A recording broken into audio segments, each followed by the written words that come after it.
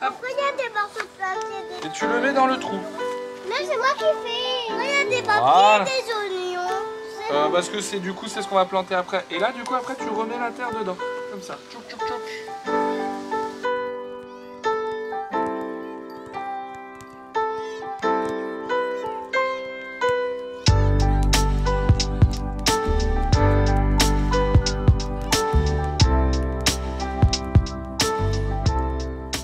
Il y a 3 ans, on a décidé en fait avec une collègue qui maintenant est à Kerskine de renaturer l'école du Lézardeau avec surtout de la récupération et puis des dons que les parents peuvent nous faire, etc.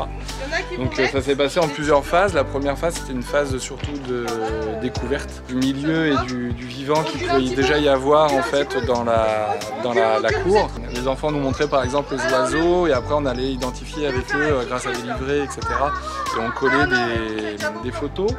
On avait fait une escargotière, on avait fait aussi un lombricarium, histoire de comprendre toutes ces petites bêtes qui sont un peu malmenées au quotidien et que les enfants ont tendance en fait à maltraiter malheureusement et leur montrer justement le travail et l'importance que ça pouvait avoir. Et on a une famille qui nous a généreusement offert un petit lapin qui s'appelle Biscuit et qui est un peu la mascotte de l'école et qui se déplace pendant les vacances ou les longs week-ends. Il part avec sa petite valise et il va dans les différentes familles.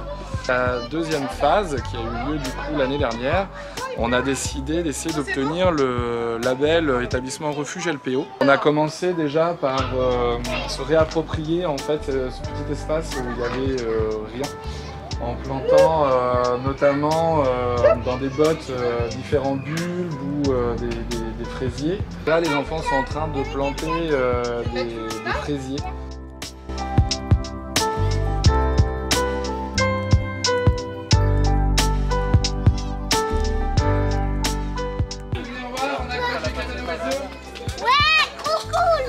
L'oiseau il rentre dedans par le trou là, il fait son nid. Et il fait son nid dedans. Et après quand les petits œufs, les petits bébés, bah, les œufs ils sortent des œufs, et bah, les petits bébés ils ressortent par là puis ils s'envolent. C'est la maison des oiseaux.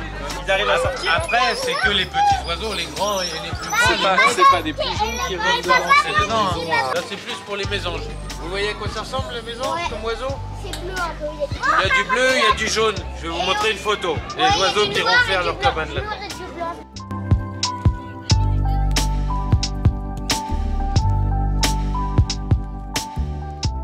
On a la chance dans cette école d'avoir quand même déjà beaucoup de verdure.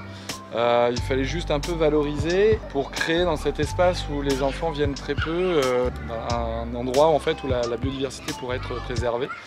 Donc on a transformé cette bande-là, qui était une bande enherbée, pelouse classique, en prairie fleurie. On a planté 2 fruitiers, il y avait un pommier qui était là juste devant et un poirier derrière. Malheureusement, avec la sécheresse de cet été, ils n'ont pas trop supporté et du coup on a été obligé de les remplacer. Du coup là on est sur la deuxième prairie fleurie, qui ne fleurit pas trop pour l'instant mais qui devrait pas tarder à arriver. Et on a notre composteur et au fond là-bas nos 2 carrés potagers.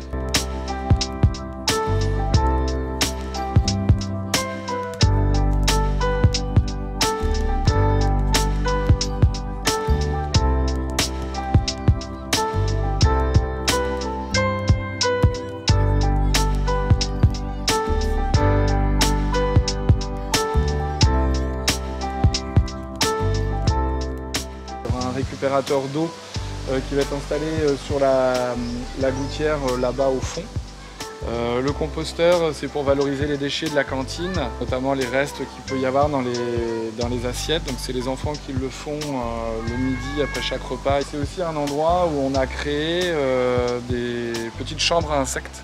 Donc on a vraiment essayé de faire des choses avec voilà, de la récup et 3 petits bouts de ficelle, comme on a pu voir avec les bottes, où en fait au lieu d'acheter des pots en plastique, etc., on a récupéré des bottes que les parents avaient qui étaient déjà toutes cassées pour voilà, refaire des plantations.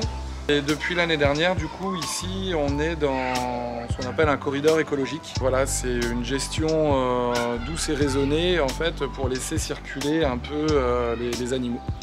Et Et on a eu la preuve parce que cette semaine on a eu un blaireau qui était bloqué dans notre école. Cette année en juin on va commencer à travailler sur les déchets, notamment le tri sélectif à l'aide de poubelles pédagogiques, etc. Et l'année prochaine, on va essayer de suivre, j'ai envie de dire, le courant, et en fait on va travailler sur le respect de l'eau, comment essayer de l'économiser au maximum, ou tout du moins l'utiliser de façon intelligente.